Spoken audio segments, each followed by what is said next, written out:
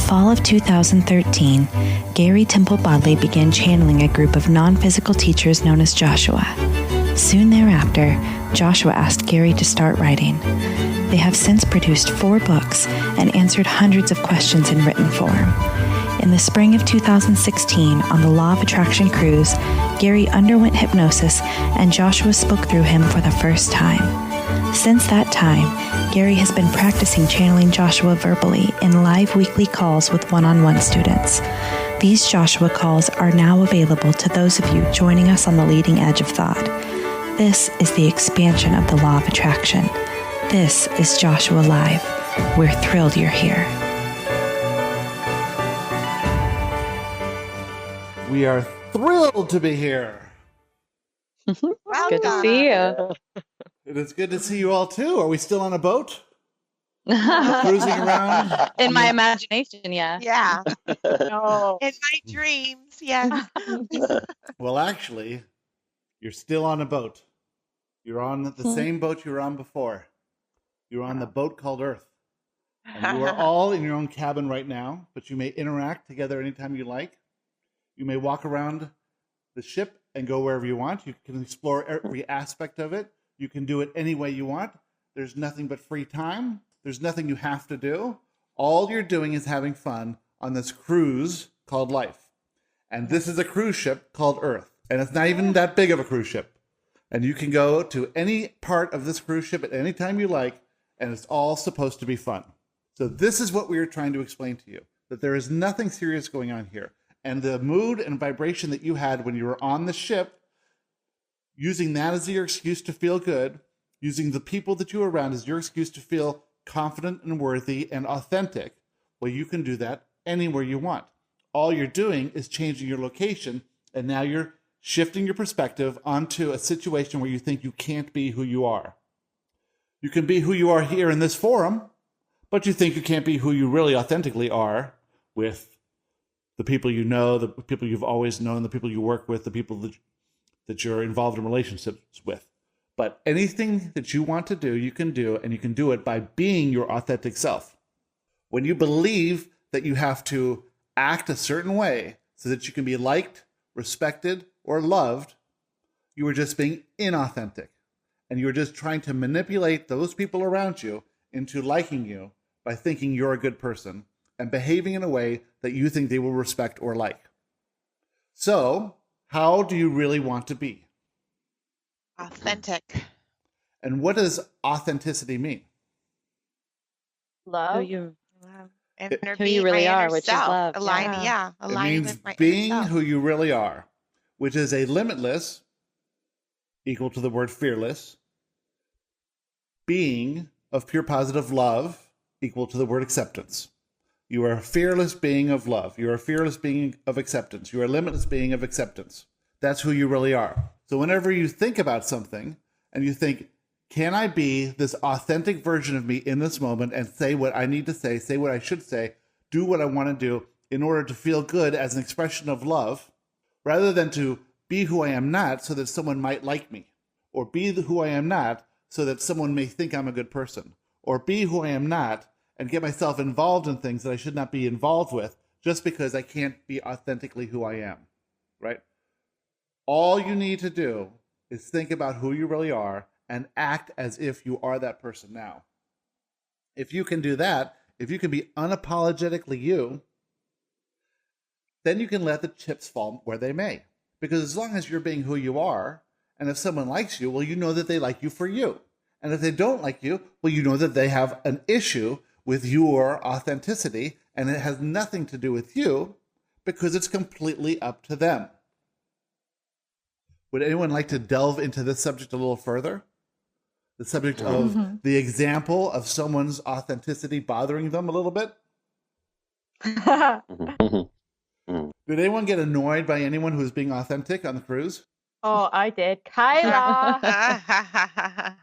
And so here's a dynamic between two people who are both in a conversation around universal forces, how the universe works, the mechanism of physical reality, who are both living on extremely different planes of existence, yet are so much joined that they are using this dynamic of each other to see how the other one is doing what they want to do, or how they're not being able to do what the other one is doing, that sort of thing.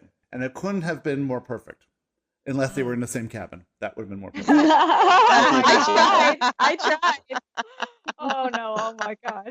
They might have killed each other. Yes. So, I would have killed someone. so here is Kyla being completely authentic. And here is everyone else dealing with the authenticity that Kyla was projecting. Right? And so from everyone's perspective, they were either seeing how wonderful it is that she could be that way, or they were seeing how annoying it is that she could be that way. But it had nothing to do with Kyla. It had to do with each person's perspective at the time. Right? And our own fears. And each person's individual fears. The fears cause the perspective. The perspective is, in a natural state, is aligned with your inner self. Your inner self maintains the perspective that you must follow if you are to get what you really want, what you truly want, what you came here to explore, right? As long as you're following the perspective of your inner self, then you are moving along perfectly, and your vibration is in that same frequency of what it is you want. So that means the things that line up with what you want will be coming to you. People will be inviting you to things. People will be offering you things. People will be coming to you. You'll be interested in things.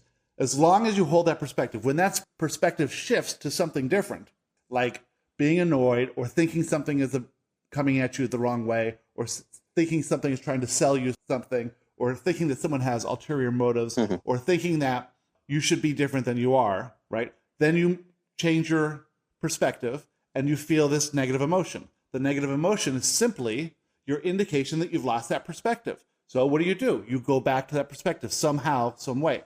It's the fear that causes you to jump the tracks or move into the other lane. And it's the negative emotion that lets you know that you've done that, right? So is it a project of analyzing the fear, figuring out it's irrational, and getting back to the proper perspective? Or is it just the activity of getting back to that perspective? Either way, it doesn't matter. Okay. You can look at that fear, realize it's false, and then prove to yourself it's false, and then reduce the intensity of a limiting belief, and then get back to the perspective that is the same as your inner self. Or you can just get back to the perspective. You can do it in a second, or you can do it the next day, whatever you want to do, or you can do it the next month. Or you can come back to reality, think about the cruise, and think about what happened, and then process it either way. So however works for you is fine. But just know that seeing someone who's being authentic and then finding fault with that is just fear that causes you to dip into a lower emotional state of being that is not aligned with the perspective that you must hold to get what it is you want. And what you want is not necessarily what you think you want.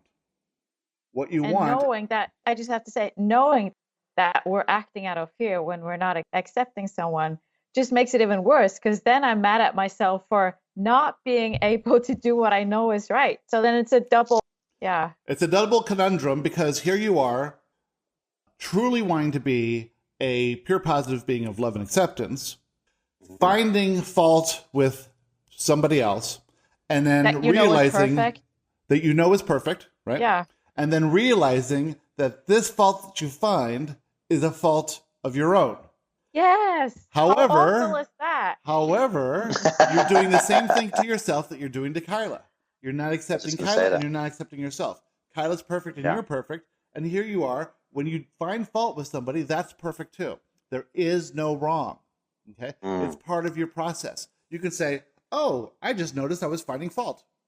Oh, I'm being a pure positive love. Oh, I missed the perspective. There's nothing wrong with that. That's perfectly human. Fear is involved in human experience. Fear is a part of reality. I can understand the fear, and I can get back to a thing of acceptance. And you could even say, fuck it. I don't want to like this part of Kyla. I choose not to like that part. I choose to hold this lower perspective no matter what, and that's just me, and that's perfect too. Right? So it isn't necessary to love and accept Kyla for who she is authentically.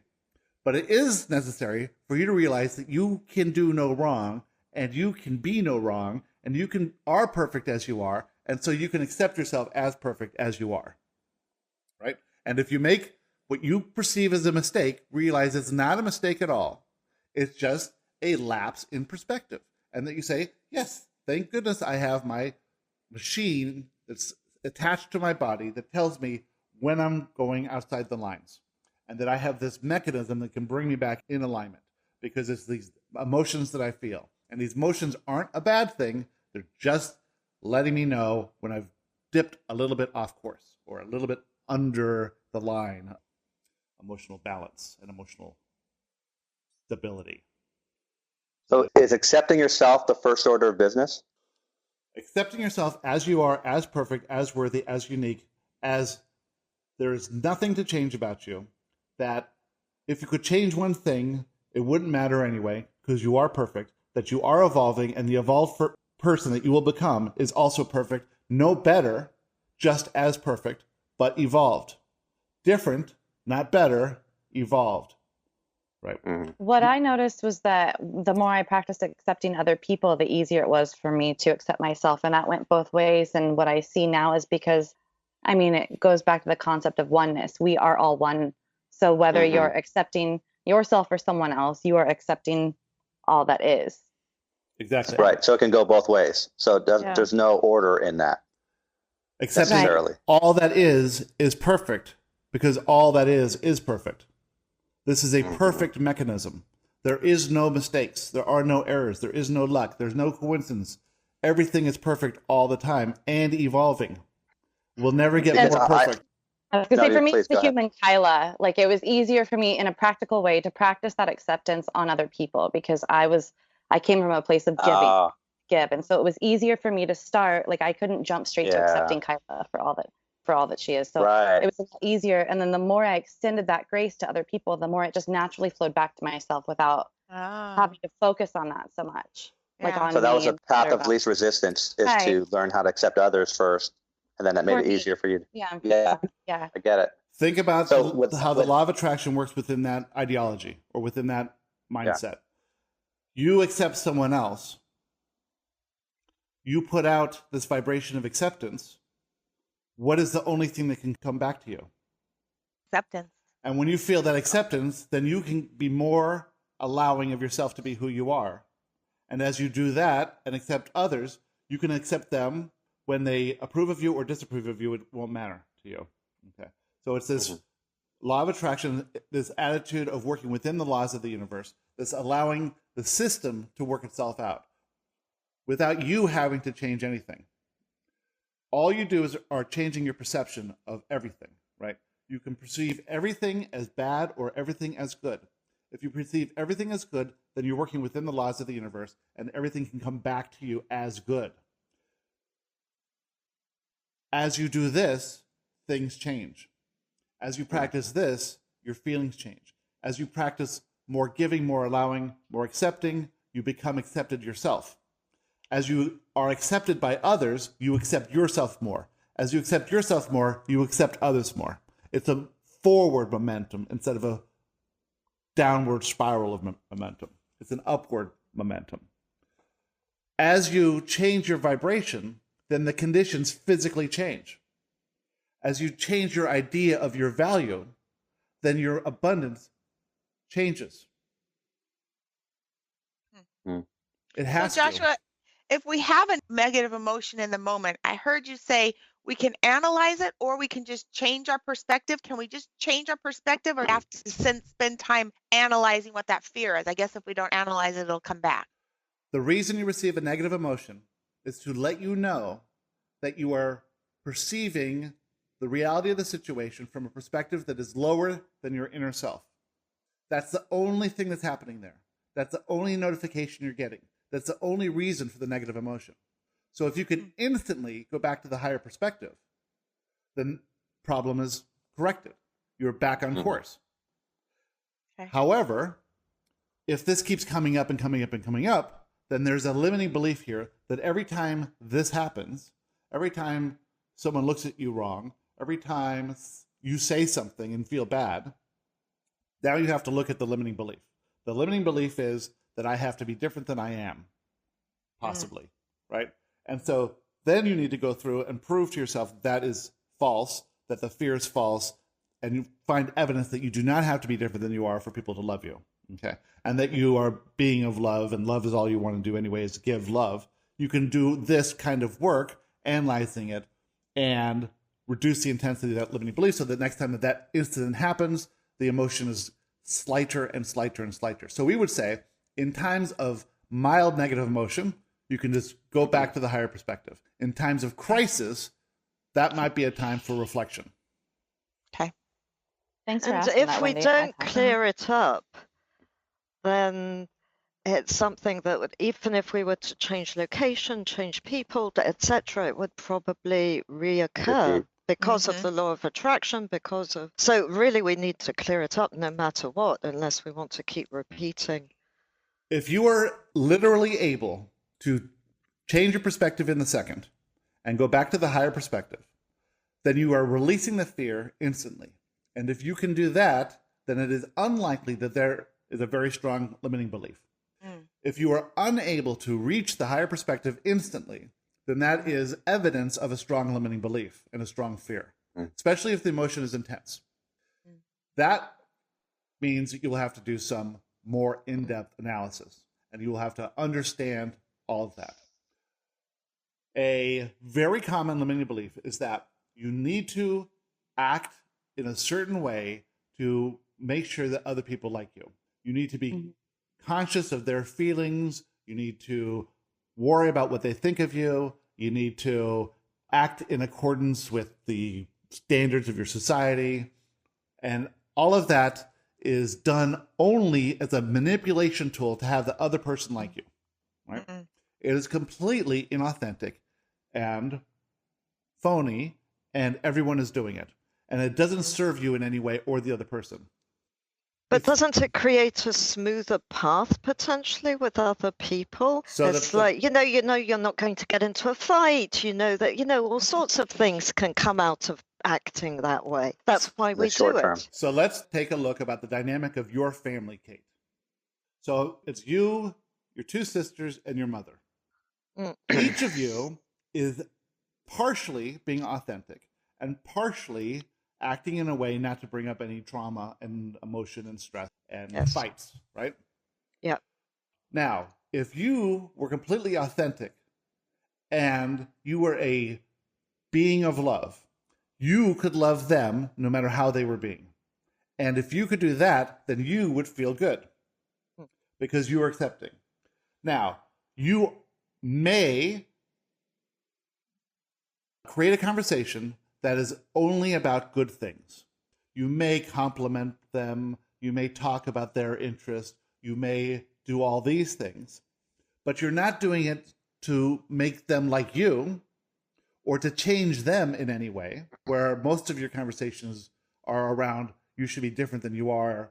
No, you should be different than you are. No, if you were just different than you are, then everything would be good. No, if you were just more polite. No, if you were just better than you are, this would be all good. You can accept them as they are, and you can be authentic, but you don't have to call them out on their inauthenticity themselves, right? So when you're authentic, you are a pure positive being of love and acceptance, which means that you authentically love and accept them for who they are, and they can literally do no wrong. They can call you all the names in the book. They can attack you, but when you are authentic, you've dropped that persona, so you no longer are requiring them to be nice to you so that you can love them. You're just loving them anyway. Now, imagine the power in that. Okay, so they say you're just being fake when you're being authentic. Imagine that.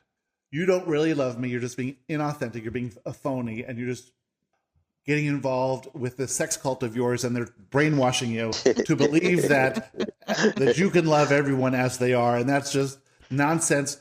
You have to love people only if they're good, and you can't love people if they're jerks, right? And you say, no, I choose to love everyone as they are, unconditionally, and you can literally do anything you want, and I will still love you. And right, and then you can just show them love, and accept them as they are, accept them as they are, show them love, show them love, accept them, and they will either freak out or they will relax and realize that they can be who they are with you. And then one day, one of them will call you on the phone and say, listen, I really need to tell you something, and you're the only one I can talk to because you won't judge me for this. Ah. Wow.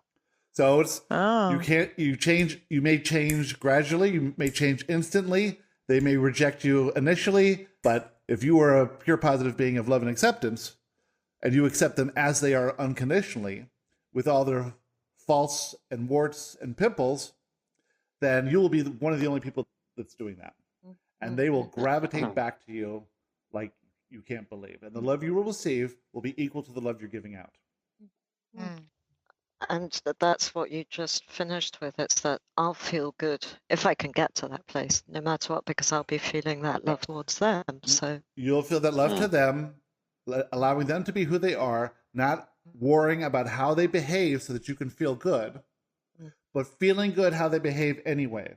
So you can take control over this idea of feeling good and give yourself the responsibility to feel good that way. And then you ask them not to change.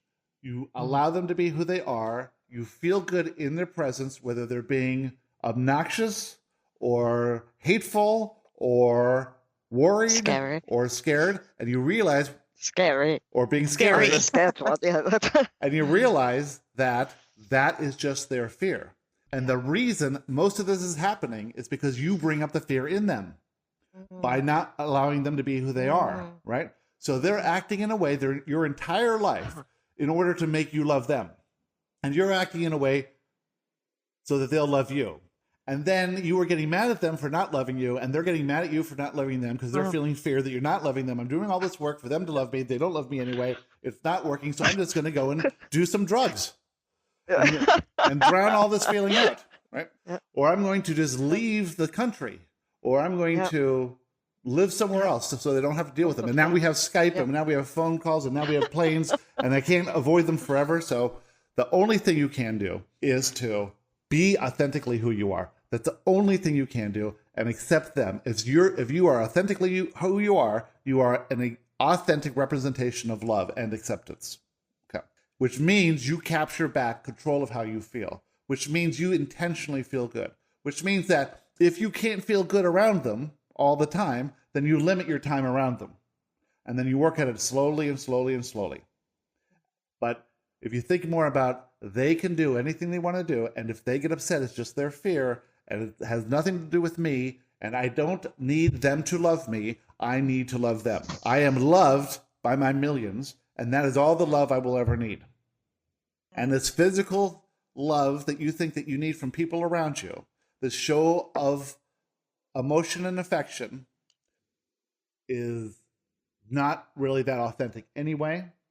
So if you can give up that part of needing that, if you can give up being needy, give up the worry about the lack of love, and just focus on expressing love, you will feel like we do now. You could literally do anything and we would love you. You could literally do anything and we would love you. And there's nothing that you could do that would make us love you more. You could reduce your limitations, become a pure positive being of love, be authentically yourself, and we would love you as much as we do now. You could become anything, and we would love you. It would not matter. There's nothing you could do. That's how I felt on the cruise. That's how you felt on the cruise to a certain extent. Right. Yeah. For the most you've ever felt in your life. Most I've ever felt, exactly. Right. And still there is more to go. Yeah. There is more to go. Cool. Yeah. Well, we're just saying that integration of this idea is far different than the conceptual theory of the idea. Right? Yeah. You can understand the theory of this idea and how it's practical and how it works. And it's another step to integrate it. And so you cannot integrate it all at one time. You can think about it. You can practice it. You can practice it on cashiers at the store where there's no great attachment to any outcome there. Strangers in an elevator where you can say, take me to floor number 13, play around with people where their reaction to you doesn't matter anyway, right? And then the people that are closer to you, if you can allow them to have their fear, have their complaints, have their worries, have their doubts, have their outbursts, more and more and more acceptance, you practice and practice and practice. And then one day, all of a sudden, you'll be at this place where you can be authentically who you are, even when your little kid is beating on you. Hallelujah. I see layers to this. Like when we're trying to integrate this, where if we're judging, if we're not accepting somebody, and then we realize that, and then we're not accepting ourselves, and we beat up on ourselves, and that could be its own little thing, and then we can spiral from that. Or if we have a big fear, or we're not being authentic, and then we're afraid of that. So that becomes, so I see layers where the secondary part of when we notice that we're either not being accepting or not reducing our fears, then that can be a whole thing of, it can create its own little spiral. And so then the idea there, I see it as learning how to be okay and like what you say, accepting ourselves fully and being patient, and we're okay we're perfect where we are, and we're going to get there. And so that's an opportunity right there to be accepting to ourselves. Imagine that your own inner self. Mm-hmm. And as your inner self, you love your physical self unconditionally. And you are completely aware of every desire that your physical self has, and every thought your physical self thinks. So imagine that you are your own inner self. And when you do something that is contrary to what you know you want, because that's all you're doing when you feel fear, is you're taking a perspective contrary, opposite of what you truly want. And that's okay, because as your inner self, you're looking down on your physical self, and you're understanding your physical self is dealing with the physical reality of fear. And that's why you came. And that's important. And you wouldn't even want your physical self to go every day without fear. You want your physical self to encounter these fears, and then you want to help your physical self move through the fears by giving as a gift the negative emotion associated with the fear, right? That specific negative emotion, whether that's guilt, remorse, resentment, whatever it is. So if you can see yourself, it's good that you go through fear. It's good that you have a contrary thought, because now you have the opportunity to look at that idea and analyze it deeper. What you have all done here is realized that there is another level to life, where that is not just fate, that you're here to create your own reality. And part of that creation of reality is realizing what these fears are doing to limit your experience of life. Fear is simply a limitation. All you're doing by removing the layers of fear like an onion is making yourself limitless, which means you can do anything. Okay? If you have the fear, you don't necessarily know that the fear is there. And there are many more fears to come that you are unaware of. This system of guidance where your inner self is giving you a gift of a negative emotion allows you to uncover and peel away a fear. Once you do that, you raise your vibration, you move to your next level, and lo and behold, there's more fear. There's always going to be more fear, more fear, more fear, more fear. You're going to become more limitless, more limitless, more limitless. But there will always be fear no matter how high you rise. If you get good at this idea of moving into situations that can cause fear, accepting invitations to do things that might put you in a situation where you might have to tell somebody no, or you might have to cause some conflict, right? Allowing yourself to go there and to see what's in that for you, as for curiosity's sake, and then realize that everything that comes to you is for your benefit. You go through it, then you can just live step by step, one by step, day by day by day, and eventually moment by moment by moment. One of the things that was drilled into me, like in my questions, was that manifestation events and negative emotions aren't a bad thing, everything that you're just talking about. And then one of the themes on the cruise, it felt like for me that I was getting from Joshua was this, what they're saying here, like me being perfect exactly as I am, no matter what state I'm in. And so what I've been like, how I've been framing that for myself so that it, it was really easy for me to see myself as perfect in this perfect place in the middle of the Caribbean with all these conditions set up to make everything really easy for me. But getting back here, just remembering that like my only job is to experience, like I am one expression of source, solely here for the purpose of experiencing whatever there is to experience. And one unique expression of source. Yeah. What? So right. So that includes like negative emotions. So if I'm experiencing negative emotion, I am doing my job. I am experiencing something. And my intention is to have fun. My job, I see my job as being like to experience, and my intention is to have fun. So I'm always doing my job because I'm always experiencing things. If I have negative emotion, then I realize that I'm not aligned with my intention to have fun. And I don't. If you are That's really good. Thank you. not Yeah, that's a good experiencing one. negative Yeah. emotion, then you're simply playing it too safe because you're not allowing any fear to arise, right? Mm-hmm. And if you're not living on the edge, then you're not going to experience like negative my emotion, right? So living on the edge means experiencing emotion because you're going to be uncovering fears, because you're going to be doing something new, because you're going to be moving towards that which you desire. That's exciting. It's exciting, yes. So it's, if you could take a whole different perspective on what a negative emotion is, or what a meltdown is, or what a crisis is, or what a breakthrough is, it's all on your path of moving forward. And it doesn't have to be a huge thing. It can be a little thing. It can be smaller. It doesn't have to be gigantic. It could be just a little thing here, a little thing here, a little thing here. Right. But the breakthroughs are so exciting now because I know that on the other side, it's just a whole new world. It's a whole new world, and the whole new world is full of what? More fears. All new fears. Well done, Wendy. Exactly. So Oh, God. once you get So comfortable, we should just stay inside. once you get comfortable with this experience of life and the experience of going through emotions, then you can get better and better and better at pushing through fears because you know these fears are false. Yeah. You know these fears are irrational, and all they're doing is holding you back. And it doesn't matter if it's the fear of something huge or the fear of something little. To you, the fear is whatever it is. And it's as intense as whatever it is. And a little fear to someone else may be a huge fear to you, and a little fear to you may be a huge fear to somebody else. But you're living your unique expression of life, experiencing physical reality from a completely unique perspective. And so all there is to do is to move from fear towards love and to become a closer expression of who you really are.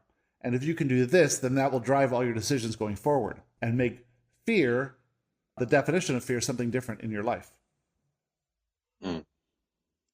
So does anyone have a specific question relating to anything? Well, I got something that happened last night. It was a little breakthrough. I was up in the middle of the night and I was thinking about the cruise, and I was thinking about having the best way that I have fun is when I'm just with a lot of people and flowing, and we're having fun and we're being silly, and that's just so fun to me. Or when I'm coaching, I'm having the most fun. But then when I'm alone, just working on my business, doing things, it's not as fun. But then I just had an idea that, well, wait a second. If, I have my inner self with me, I have my millions with me, I can make that fun. And it was kind of an aha moment for me.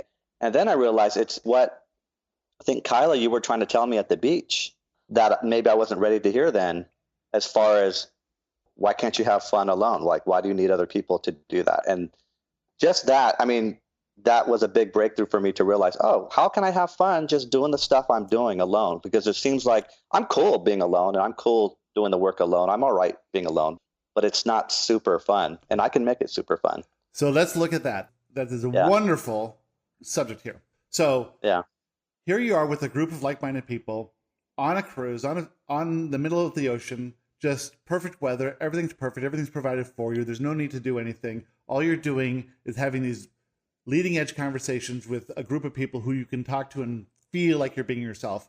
And what you're doing there is you're maintaining a perfect state of alignment with your inner self so that these ideas are flowing to you. These good feelings are flowing to you.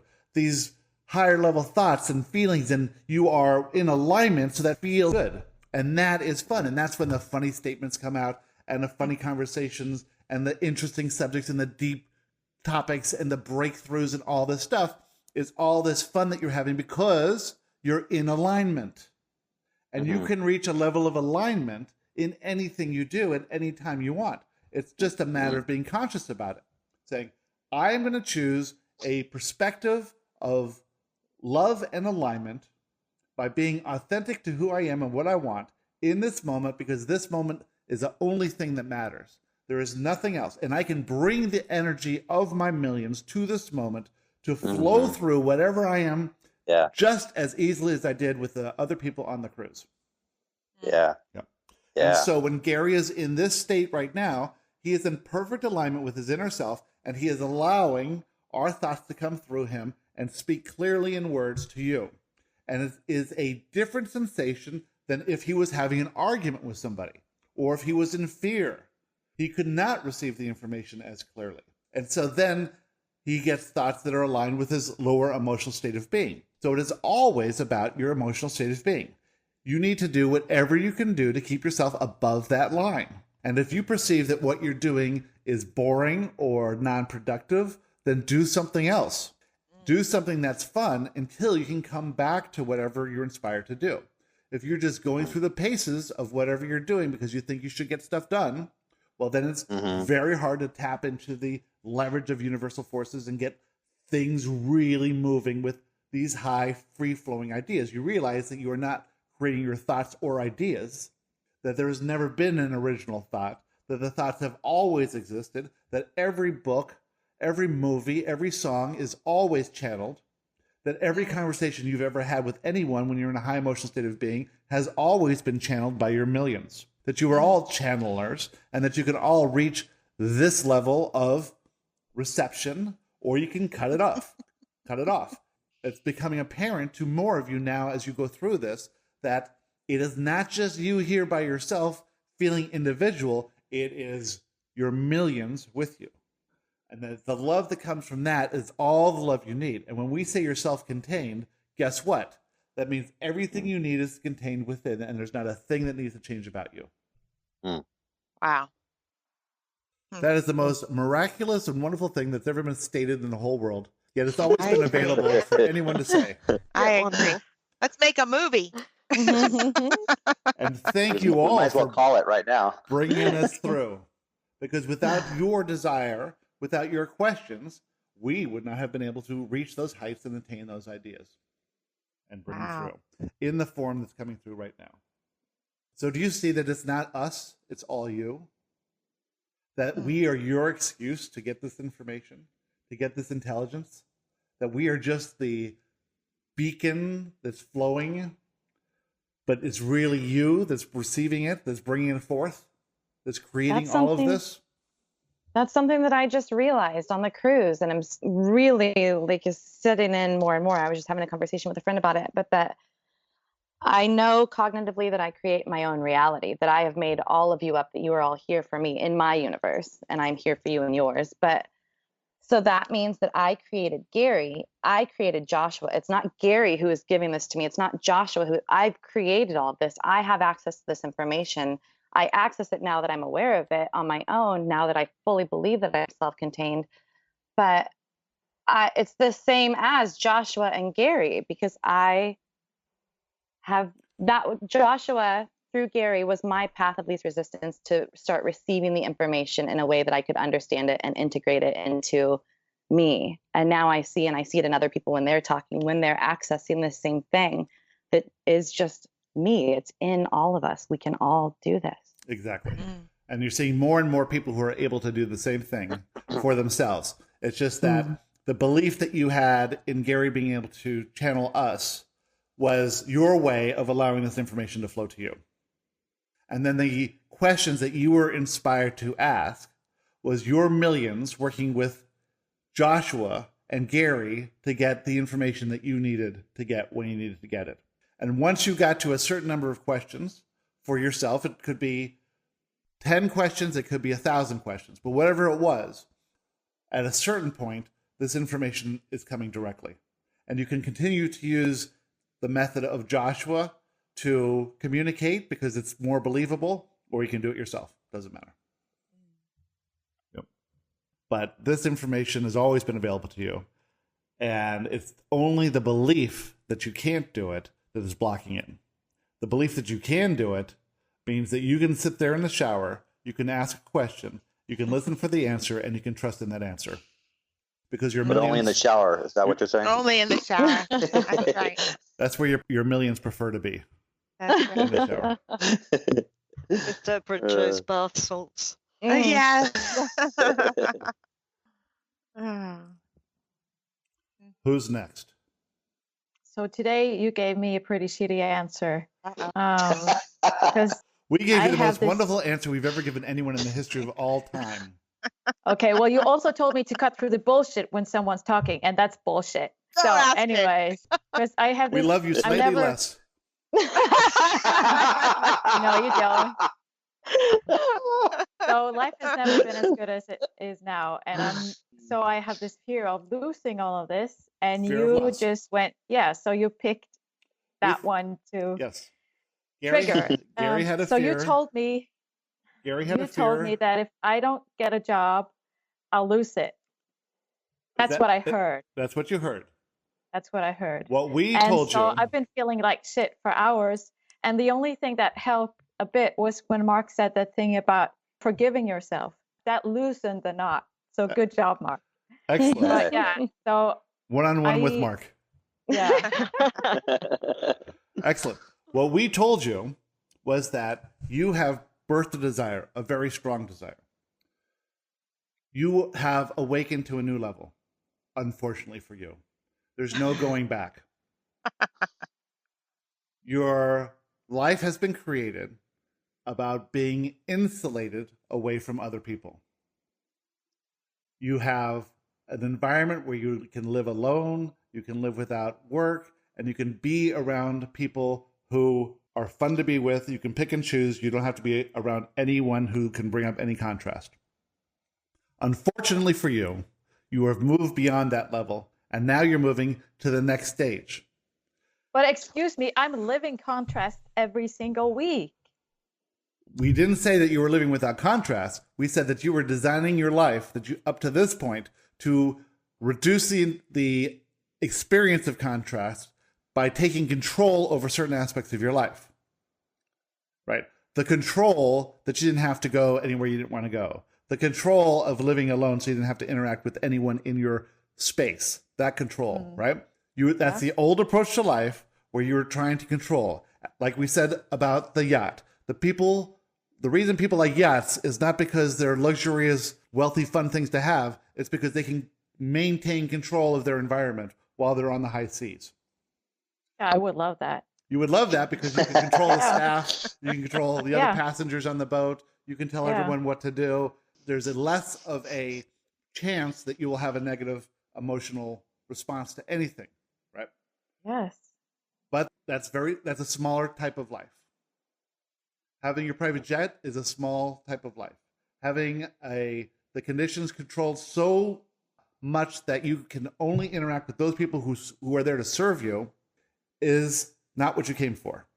But you said I can have whatever I want. That's what I want. Well, that's what you think you want. There's a big difference between what you think you want and what you truly want. What you truly want is to come out of your shell. Didn't you read your own horoscope?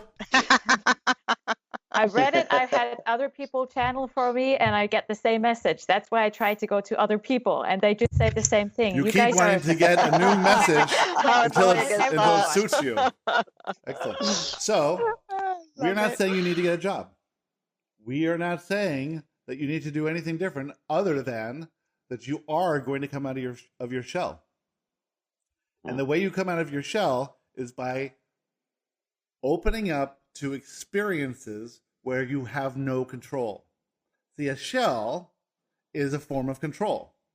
And but how no much shell, do I have to how much do I have to do just to make sure that I don't lose all the good shit that I have now?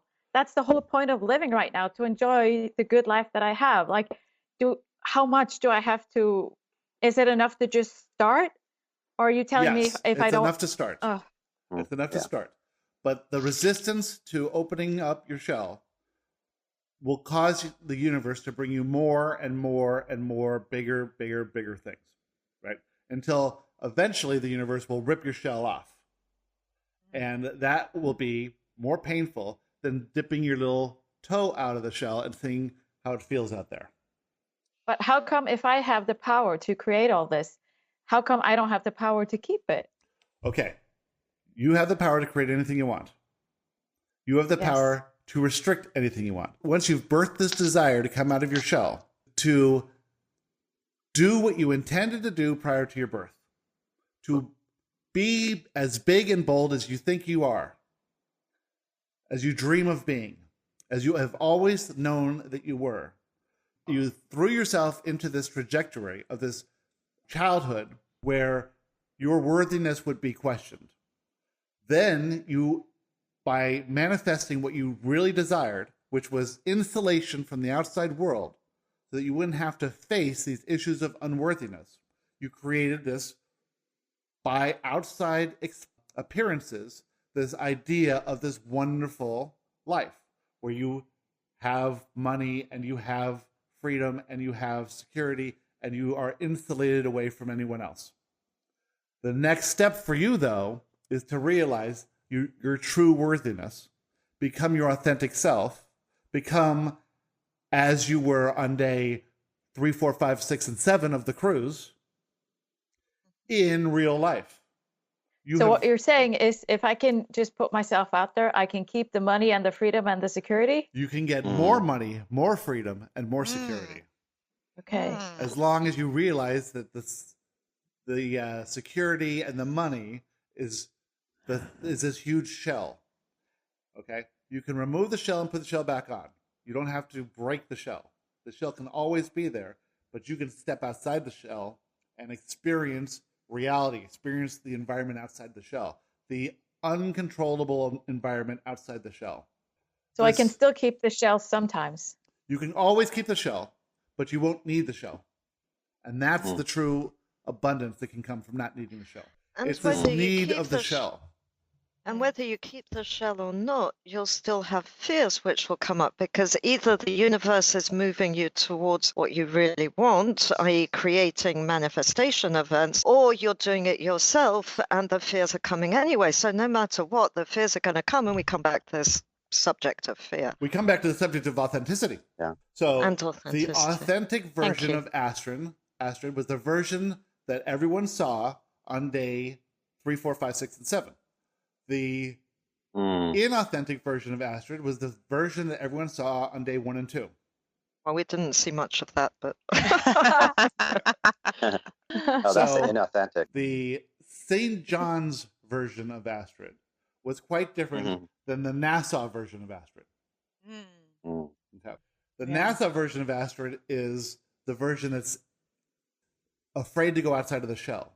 The St. John's version of Astrid is the one who revels in being outside of the shell, who loves life, who's silly and playful, the one who everyone gravitates to, the camera hog. There isn't a picture without Astrid in it. But I still prefer business class. Yes. You prefer business Hell class because yeah. there's no one sitting next to you. And I can recline the seat. You can recline the seat because there's no one sitting behind you. And some people smell. Some people smell Oh only my because God. you're worried that you smell, or you're that worried could be what true. you will say. Yes. But you can smell, and you can say stupid things, and nobody's going to care.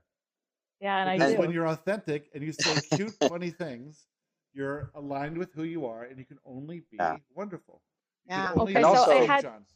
I had this Yeah. other event yesterday where I was talking to someone and enjoying it and feeling good, a new friend. And then someone else that I also enjoyed talking to came past. And I was planning to say something nice because I was feeling good. And this stupid joke comes out of my mouth that seemed to be perceived in a not loving way. So it seemed like I triggered something in them. So you said And the I just- exact this- perfect thing for them at the perfect time. Yes, What but you're this saying. is like a recurring theme. So I guess I'm wondering why, when I feel good, do I continue to say things that trigger things in other people? Did I choose this? It is just part of the path of least resistance. You are there, they are there, you're inspired to say something, you say it, they need it, they get to hear it, and then you get to feel bad about it. But you don't have to feel bad about it. Why can't you guys use someone else as a tool? Because you are an open and easy vessel. And Yeah. part of this for you is realizing that not everything you say means anything. Yeah. Oh. For me or for anybody. them? For anybody. Especially for you. It's not like every word out of your mouth is the gospel. You can say things and people can take them the wrong way. It doesn't matter. It doesn't matter. It's only your opinion of what you say as being life or death doesn't matter. And that's the only reason it comes out of you. And when you give up your attachment to what you mean or what it means when you say something that is possibly offensive or hurtful, well, until you give that up, you're just going to keep doing it because it's for you. It's a manifestation event for you and for the other person. So if you can be okay with everything you say, understanding that if you say it, it's meant to be said, that you are the path of least resistance and that you can never say anything bad anyway, that it's all perfect at the right time. And if you can be okay with whatever you say, then you will never say anything that you perceive as inappropriate ever again. Now, other people will still interpret your words as inappropriate from time to time, but that's them, not you. Your only work is to realize that anything you say is perfectly appropriate when you choose to say it. And let it go. Okay. And there is nothing wrong with you. There's nothing that needs to change. You are perfect as you are, and everything you say is perfect as well. It's only this belief that you could possibly say something that's imperfect that keeps this recurring theme happening over and over again. But when you were with your friends on the cruise in St. John's, does anyone here remember Astrid saying anything? I do. She was so fun. No, I remember saying lots of stupid things. What was this? It was fun. Okay, so no one remembers you saying anything stupid. You're the only one who remembers that. What was the stupid thing that you said? I don't want to say it here, but I asked you a question when we were having lunch one day, Mark. And that was a bad thing. I don't want to say it here even because it was so, but yeah. Oh, really? I don't remember anything. Yeah. I don't. Stupid. Mark does not remember anything that was inappropriate. No. And here you remember something that's inappropriate. Yeah, you just might remember our great talks. So. Yeah. I remember sitting next to you and having just a great connection and having great talk. And then I remember the jokes and cracking jokes and the pictures you were taking with Gary, and so much fun. Okay. Do you see how the perception is different from yours to the other person's side? Yeah. So yours, and I know it too. What? Yeah, if I may, like, I was thinking about, when you took time off of work and you haven't been working, sometimes it happens where we create the space for ourselves to kind of, it seems to me that you created the space so that you can get into Joshua and focus on yourself and heal and really spend the time and energy to do that.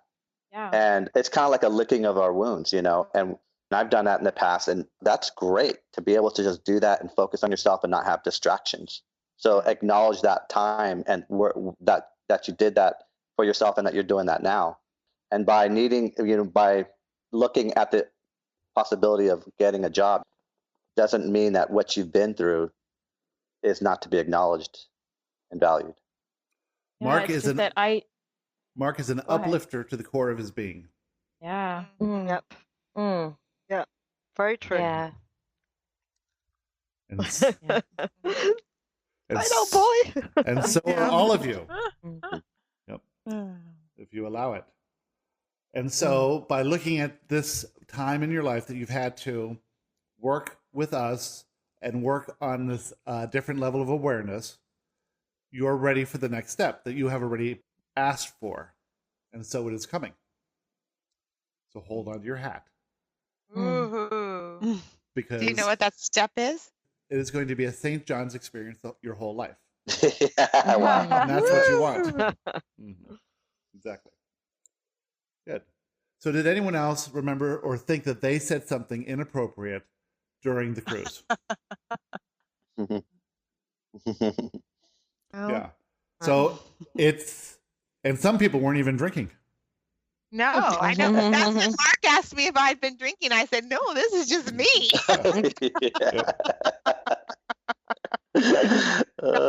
Excellent. Astrid's drinking. It's a little early, isn't it, Astrid? It's that No, it's 9 p.m. and it is Diet Coke, but I wish it was red wine. when I Excellent. first thought it was wine, and I thought, could I have wine at 11 o'clock in the morning? Why the fuck not? Why You know, not? it's early. It's It's 12 just o'clock for somewhere. breakfast. That's right. That's a stupid rule. Good. If you want it, it's yours. Thanks. If you want it, it's yours. There's no rules. The only rule is Rules. there's no rules. No, So no. I have- The only rule is I rule. I rule. There's St. John's Astrid coming out. That's Okay, right. That's Sorry right. for interrupting. I Kylie, love go it. ahead. Oh, no, it's fine. Exactly. Good. Oh, I had something happen that I just wanted to bounce off. So on the cruise, when I was vibing really high and having a lot of just energy flowing, I, in the middle of the week, got a text from the gentleman friend who I hadn't heard from since things had ended several months ago. And I don't know. I mean, I think it was a little manifestation event, but it was mostly good feelings that I had when I saw it. And then I just saw it and received it and then put my phone away and kept enjoying where I was. And then when I was inspired to respond, I did. So there's just been a little bit of back and forth. And then I ended up seeing him 2 days ago. And I'm just wondering what, I don't know, I guess I can't even finish that. I was going to say, I'm wondering what the purpose of it was, but it doesn't really matter. And when I got there, it was so good and conditions hadn't changed. I mean, he still focuses on all the things that he doesn't like about life, but in terms of our connection, that was still, I don't know. Well, just it's nice to completely see there. the difference between how you were interacting before you were as authentic as you are now. So the experience of who you were with him prior to the cruise, and contrast that with who you could be with him post-cruise, going from a different level of vibration. What was the difference there? Did you notice anything in that? The different level of vibration. Could you like be different? Were you different around him? Did you notice different things? Were certain things standing out that was more evolved? Yeah. So I noticed me with him that I wasn't trying to correct the way that he was viewing things. You know, So I you wasn't were trying to change more his perspective. I was more accepting. accepting. Right. And just allowing him to be who he is. And at the same time, using that to refine my preferences for what I want in sort of a more, I don't know. The tendency is to take the square peg and force it into a round hole. Right. Right.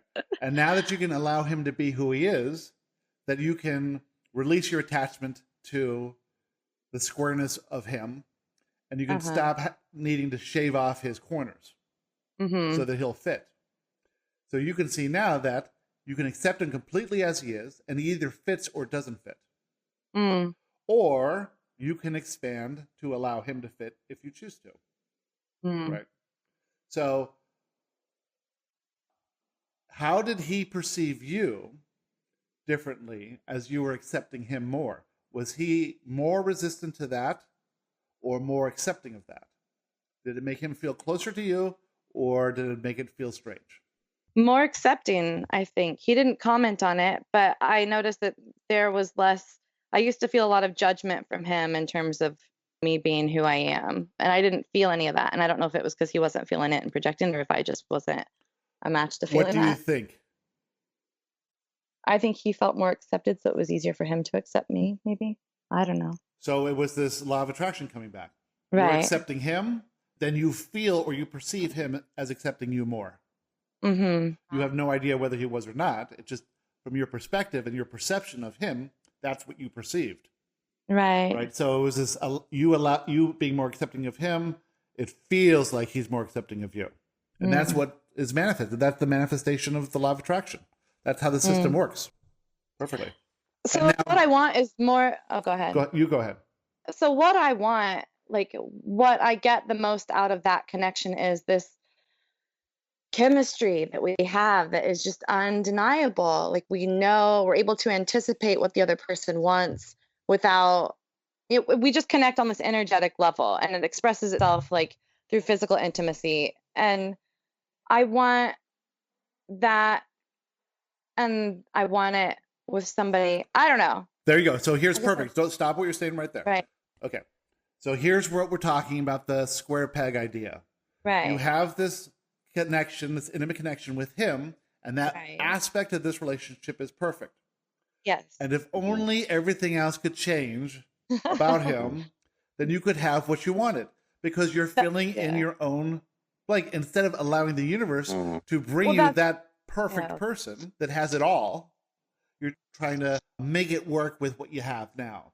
You're trying to. Well, yeah, that's the thing, is that I've understand that I don't have to attach so I guess my question would be then, like, how do I get that to happen? But I don't have to. I can just allow it to happen. Allow it to happen. You and get he's it a by sign of allowing. more and better.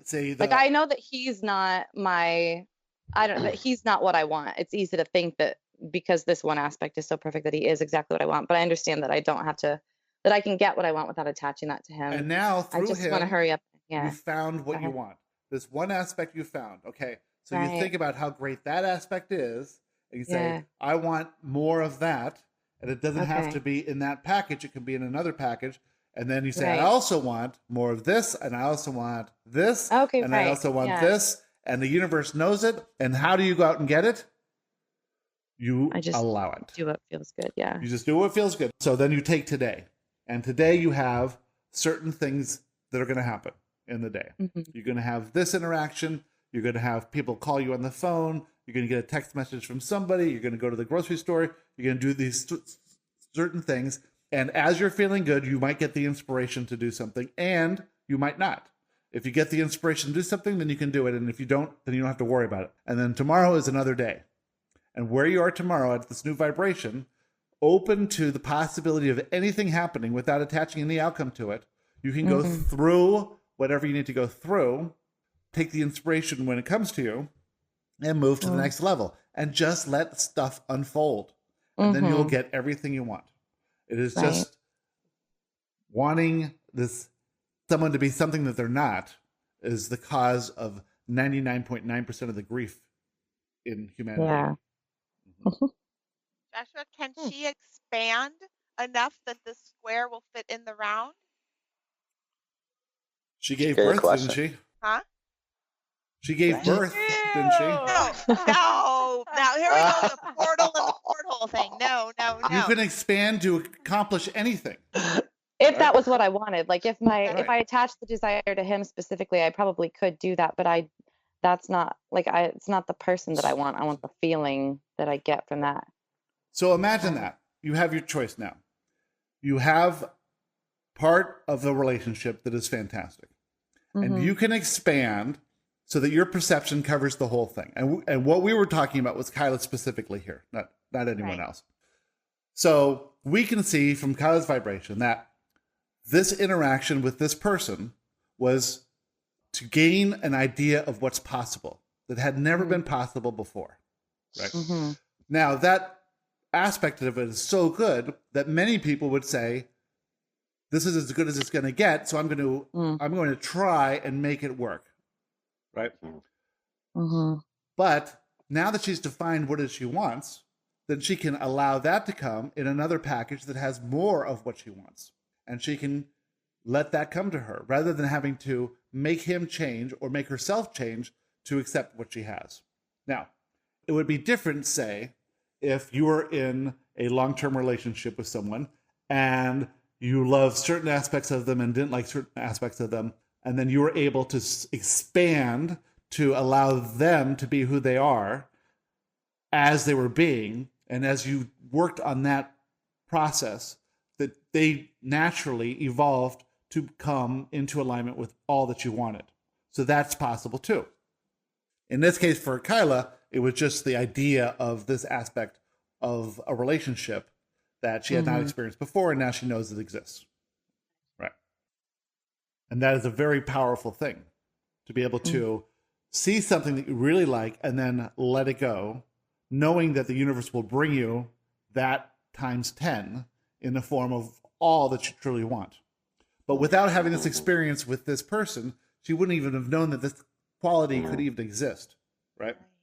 Where she could be fully connected with someone in that way. So part of me wondered if him coming back around, if it was really just the pure manifestation of my desire to feel that level of connection. Like, especially after the cruise, I was vibing really high. I had a sort of emotional connection with another person on another level like I hadn't experienced. And so I wanted the experience of the two together. And so I wondered if that was why he showed up, just because that's my path of least resistance to get that sort of. Sure. Yeah. Why not? Why not? Okay. Absolutely. Absolutely. Yeah. And so now you can imagine this idea of this sexual component and a emotional component of connection with other things that you want in there too. And so the next person that you might come across will have some other quality that you want that you had not really understood at that level before. And you can keep that going, keep that going. Yeah, it's very exciting. Yeah. Mark appears to be lying down. Yeah. You went sideways on us, Mark. All right, hold on. I don't know what I'm doing here. What the heck's going on? Hold on. It's making me There you are. sick. Thank you. I got tired for a little bit. Sorry, guys. Took a little nap. Excellent. Yeah. Mark, we were talking to you on another level in a question today. And so here is someone who is a business coach. And when you put yourself out there as a business coach, right, you have a very difficult time being authentically who you are, because you have to project this persona of success.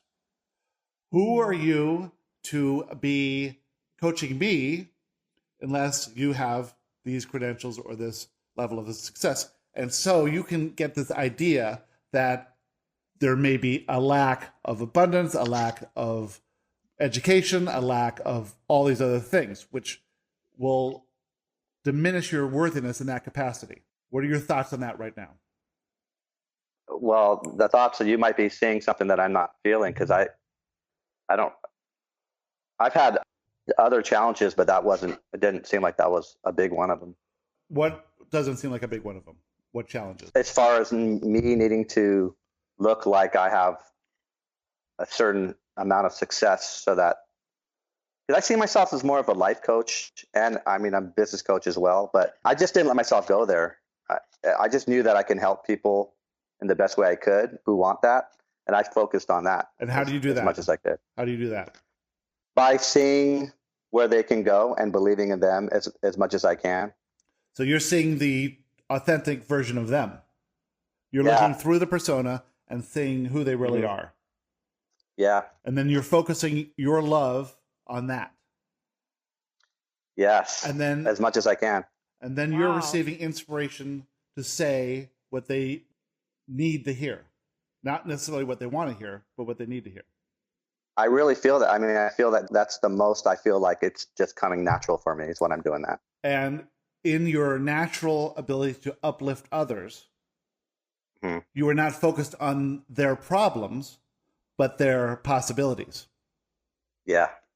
And like when they come to me with their problems, I get excited because I know that they can break through it, and I know I have tools, and I just see it. I see where they want to go because I've been through it all too. Because I'm an entrepreneur myself, and I've had those challenges. So you don't see them as problems; you just see them as a focus on what is not wanted, rather than a focus on what is wanted. Yeah. And so that you can turn that around and keep them focused on what it is that they truly want. Yeah. All right. But the question you answered for me, I do have a problem with somebody selling to me. That was, networking and someone selling to me and me selling to somebody. That was my issue that you really helped me with your answer to me today. So what are you going to do? I'm going to call her. Okay. I'm going to set up the lunch date. Okay, excellent. Because when you are provided with something that comes from a source like this, where it's someone you know, someone that you thought was nice, someone that is in your reality on purpose, not just a random phone call out of the blue, but someone that you actually have met before and have talked to, then you can see that there's something to that relationship in there. And that's going to bring out something in you. Yeah. And the fear of having to say no to them or having to disappoint them is actually going to be not only a manifestation event for you going over that fear, but for them as well. Yeah. Which is an interesting opportunity to uncover the next level. Because if you can go into that in a state of curiosity rather than in a state of fear, then you can get what's there to have out of that interaction. Yeah, exactly. Good. What's she trying to sell you? You know, in the past, she's called me and she's wanted to meet up with me and talk about my finances because she has a solution, financial solution for me, which is, I guess, investing and insurance, things like that. So then she called me again and she wanted to meet up with me for lunch. And I was hesitant to do that. So, and then I asked Joshua about that. But I do want to get over that because that has stopped me in my networking and that stopped me with, it's held me back. So so your answer, it was long and it was deep and I got to read it again, but it made a lot of sense. And it just told me just to, like I'm thinking, I'm overthinking it and I'm limiting myself. I'm thinking of the fears and I should just do it and trust that it's going to be for me and her and just to have fun with it and lighten up about it and go with the flow of what's happening in your reality. Yeah. Because if it came for you, it's for you. And by having this fear that it's going to be boring or not work out or awkward or you're going to have to hurt her feelings or something like that, then you lose that connection to this uplifting that you have.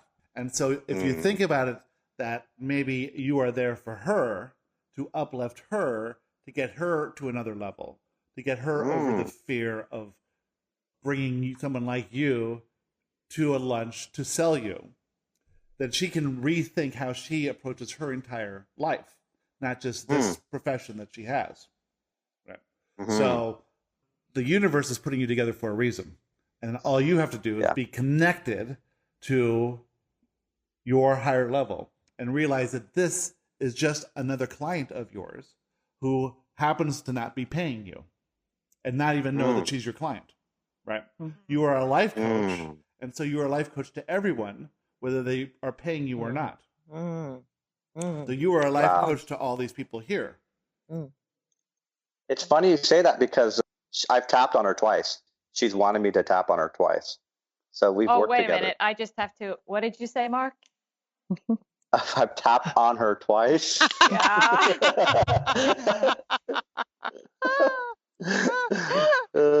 Asher, there's nothing wrong with that.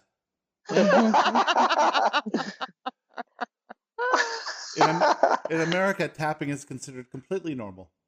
Yeah, I think we do that here too in Europe, right? Uh-huh. It's done all over the Sorry world. for interrupting. Alette, how are you? I'm fine. I'm very happy with your answers. Excellent. And I realize my job, that's the thing I have to do to get confident and get over my fears, and then everything will work out once I've managed to do that. Everything will unfold by going along with life. And what you're in is what you're in, and everything you need can be found within whatever you are in. It's no accident that you're in whatever it is that you're doing. It's no accident that you have the job that you had for 15 years or however long you've had it. Now, what you get to do is play with that in this idea of authenticity and confidence rather than fear and inadequacy, right? And then from that, you can see how much more fun the job is going to be, how much more you will get out of the work, and how much that aspect of your life, as that improves, it will improve all other aspects of your life. I'm so looking forward to that. Yeah. It seems like you are making some progress on that. I am making some progress. Yes, I really am. Excellent. It's great. Yeah. Good. Yeah. So as you let go of your reliance on your colleague, and as you allow yourself to come into your own power through the assistance of your millions who are providing you with information, as long as you are in a happy, positive, not fearful state of mind, you can allow it all to flow. And as it flows, you can be confident in it. And whatever it comes of it is always for the highest good of those involved.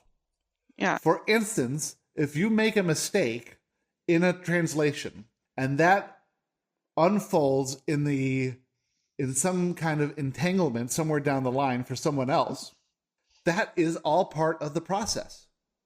You don't have to be perfect. Doing what comes through you and allowing it to come through you is perfect on its own. Gary will often question things that Joshua says to people asking questions, right? And he doesn't know a lot of the backstory that we know. So we are typing our answers directly to the people who are asking them. And Gary will think, well, that doesn't seem appropriate or that doesn't seem right, but he trusts that whatever comes out is perfect for the person who's receiving it. And it always is in every single case. It has never not been. And so now, as he goes forward, he is much more connected and it flows much easier than it ever did before. And that can happen to all of you as long as you realize that the flow comes from your millions, comes from being connected, comes from a higher emotional state of being, and everything comes from that. And everything's perfect, and you're perfect as you are, and you can never make a mistake, and there can never be anything wrong. And that is what I keep reminding myself. Yes, and the more you remind yourself, the more you'll see the evidence of that being true. The more you'll see people appreciating what you do, the more often you'll see feedback in the form of positive communication for what you do. The less often you'll ever notice mistakes, the less often anyone else will ever pick up on any mistake. The more confident you are, the higher level thinking that you will do, and it'll all keep working out and working out and working out.